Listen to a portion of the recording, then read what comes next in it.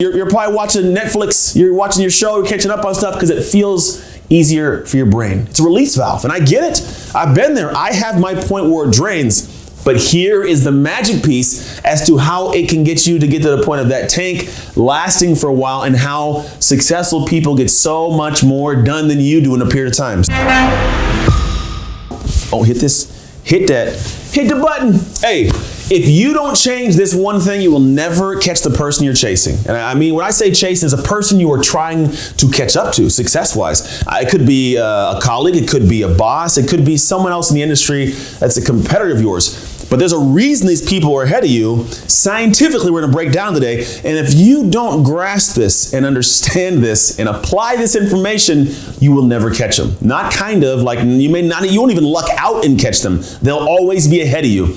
And we're gonna break down here why. So first I wanna talk about how do we have information? It's a big piece of it, right? Information, what we do with it. The first piece of how we as individuals who are trying to catch other individuals, right, that are doing well, being out there in the world, creating stuff, is we don't grasp the process how the brain gathers knowledge and absorbs things. The first part of it is, think about when you were riding a bike.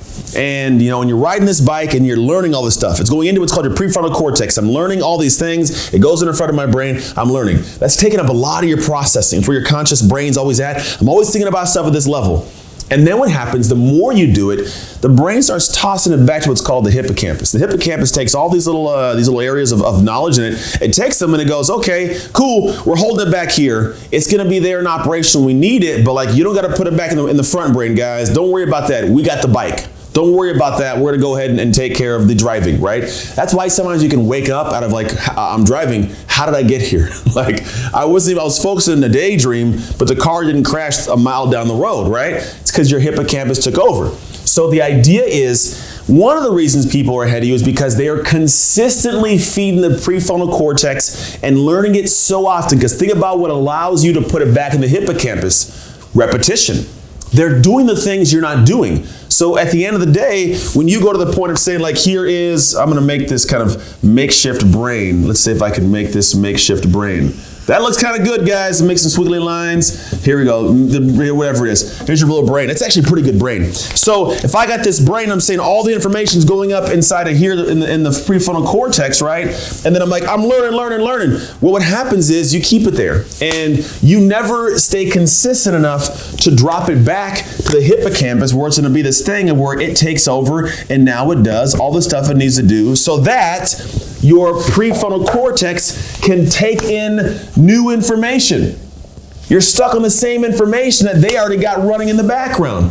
If you think about it, you keep starting and stopping. So what keeps happening? You start the process right when it could go back to here and get done operational, and just honestly as second nature, as an autopilot piece, you're going back and you stop it. So you never kick it back here. Then you gotta go back and relearn it again. Imagine riding a bike and I do it today and don't do it for a month, and I do it again, I don't do it for a month. It's hard to eventually learn it, but if you did stay in it for an extra couple hours that month, well, next month, you're not worried about riding the bike anymore. You're like, how can I pop a wheelie?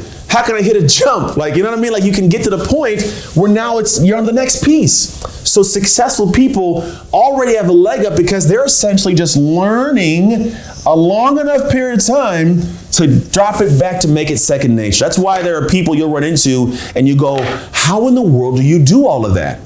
Because they're not doing it all in the front of the brain and freaking out all day anymore. They've already mastered it, pressed it back. It's still getting done. They're doing the rest of the stuff and more and more and more. So for you, the big piece is, are you starting and stopping? And if you are, it's a problem.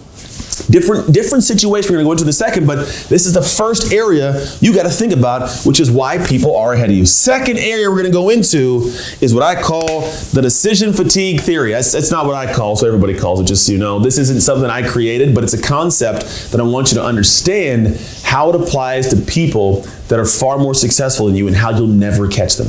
And here's how it takes place. What we have is this aspect of our brain where when we are getting up in the morning and thinking about something, it drains a little bit of our tank to have a decision. So for example, if I have, let's say we got one of those red little, they have like the gas cans, right? So you have this gas can, here's the gas can, it goes like this, and then it goes here, and then it has this little thing here and a little spout that goes out, and there's your gas can, right? I'm making some good pictures for y'all. You better enjoy these pictures, a little gas can, right? So I got this gas can. Now inside the gas can, what happens is, this is my tank, and if my tank starts out, and it's here, let's say the gas tank starts out here, right?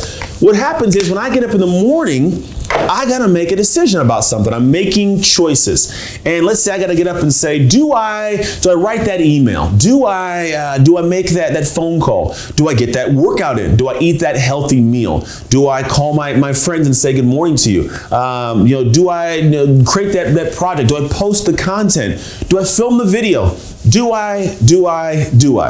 So when you're always consistently thinking about it, well, first of all, what you can even consider making a choice on depends on what you can do. Because if this is going to take all your brain power up, it's going to drain your tank immediately. I'm going to think about maybe your choice is, I'm deciding to post a great YouTube video today.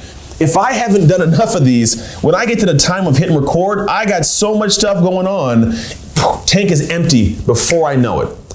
But if you took some time to learn about it, think about it, try it, practice it over time, yeah, you drain the tank a couple times, but you're gonna get up one day, this is done, you're going here, it's easy to make a choice to go and do that thing because it's not gonna take much energy. Like, these are easy. I have fun doing these things because I sucked doing them in the beginning. Like, it's just how it works. So the idea is, here's my tank. Now, if you get up and are thinking about doing those things, let's say I gotta choose, do I work out, do I exercise, do I whatever I talk about. By the time you get to, let's say, 12 o'clock in the afternoon, well, my tank is shot because I spent the first, let's say, 8 a.m., right? 8 a.m. up here, I got up at 8. Say the first 8 hours of my day, I am done by noon because I was deciding, do I want to get this done? Do I want to be here? Do I want to do the email? All these choices, so my brain's tank, it diminished. It had to, because I was choosing and deciding all these things. So when it comes time to choose, do I write that book? Do I create that and launch that podcast? Do I make that coaching program? Do I do marketing? Do I do some sales conversations? Do I do these things? And if I'm at 12 o'clock and I'm kaput, I'm like, you know what? My brain can't take anymore. I don't want to do this. And the next thing you know, what are you doing?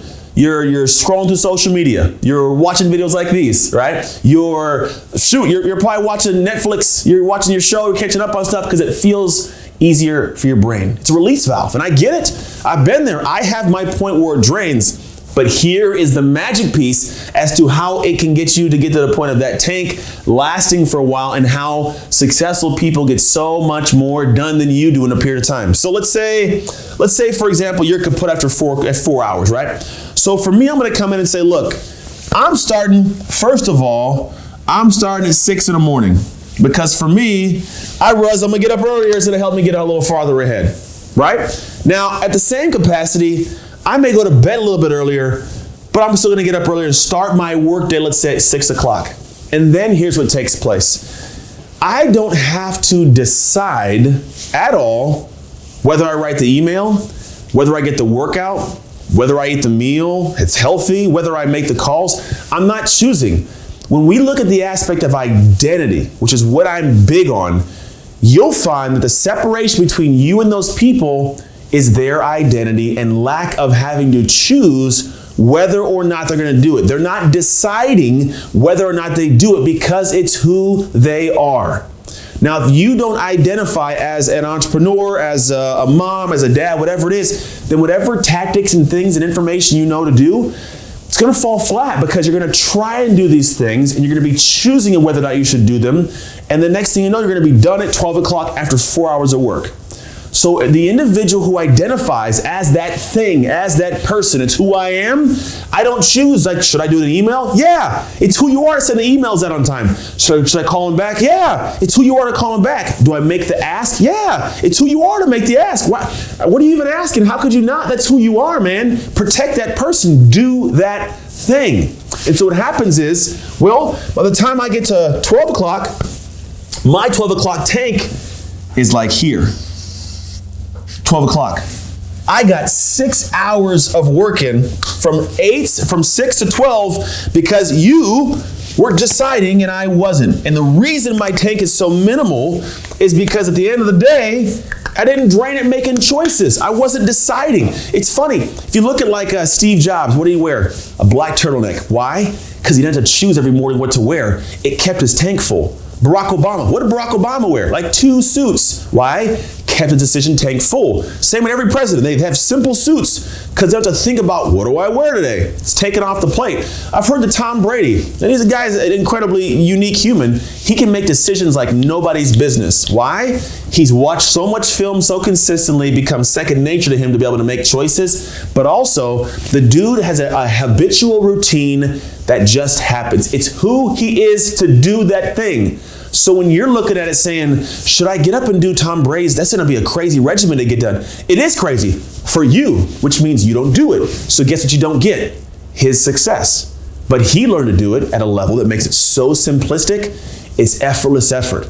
You would try to do it and drain your tank. He would do it and only take a little bit of his tank down and get more done. But here's the kicker, right? So what happens now? Well, you know what? There's 6 hours there. You got 4 hours. I'm still going. My tank's good. I'm out here, like, let's say I keep rolling in the cars. I'm at, let's say 3 o'clock. So from 12 to 3, I got 3 more hours in, man. You know what? I'm cool. My tank's not really that down that much.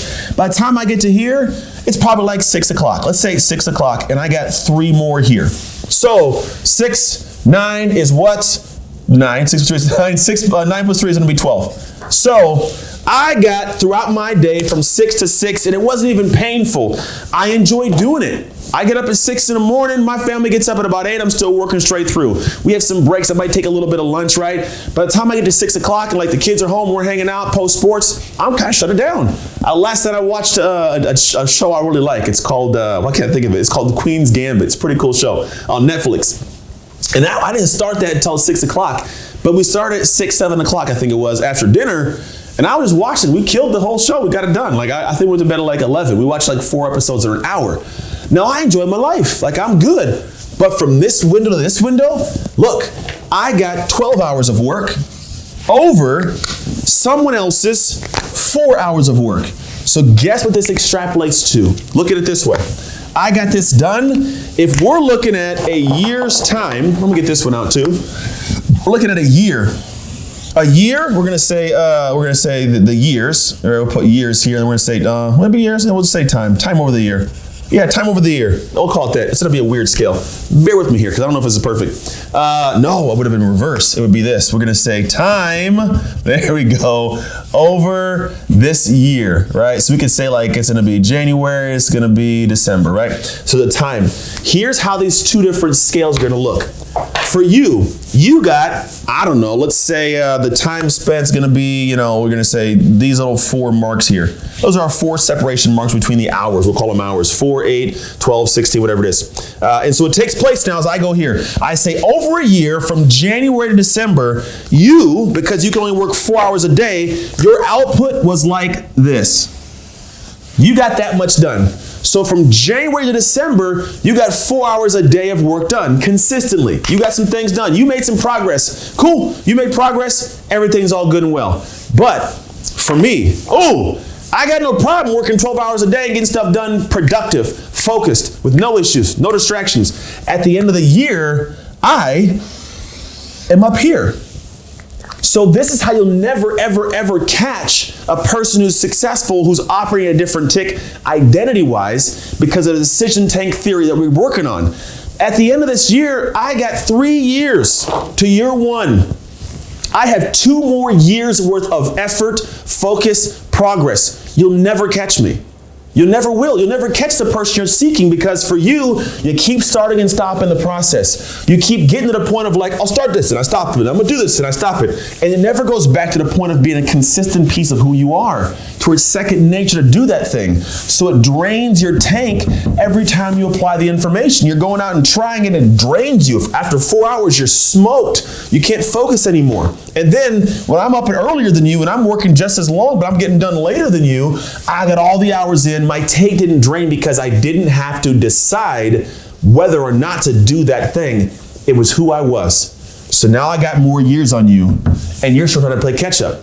Now, can you change this? Hell yes, you can change it. This is not a death sentence. This is not something you can't adjust. How do you change it? Well, you spend more time in the moment of learning and trying and practicing and figuring out. And day by day, this will drain. But after a while, you get more efficient. It kicks back to here. So now the same stuff you do over here, well, doesn't drain the tank. It's like going from a gas guzzling Hummer SUV to like an EcoBoost, hybrid. Little bit of gas, a lot of distance. That's what we're doing here for your brain and your ability to stay focused so you can execute over time. So when you start thinking about, hey, how do I get more done? How do I catch the people that are ahead of me? Well, you might have to find a way to maybe get up a little bit earlier.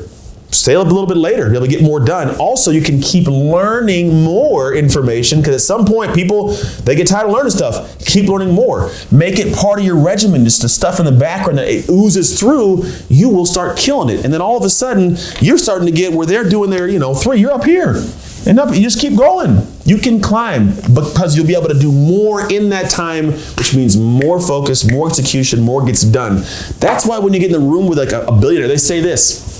If you want to get some information, you can hang out with a person who's a millionaire, and it may take you, 30 minutes to get a good nugget you can apply. But you hang out with a billionaire, it could take you 3 minutes. 30 verse 3. Why? Because of all the stuff that they've had to learn. It goes in this back area that's just there, that they've known and learned, so they don't have to go long-winded to get things figured out. They can give it to you so precisely because they've just been doing it and they've been growing. That's where you need to get to perspective-wise. How can you become the billionaire with your time, your focus, and your energy? Hope this helped you. Can't wait to get the next one out to you. Any comments, questions you have, put them below. We'll see you next time.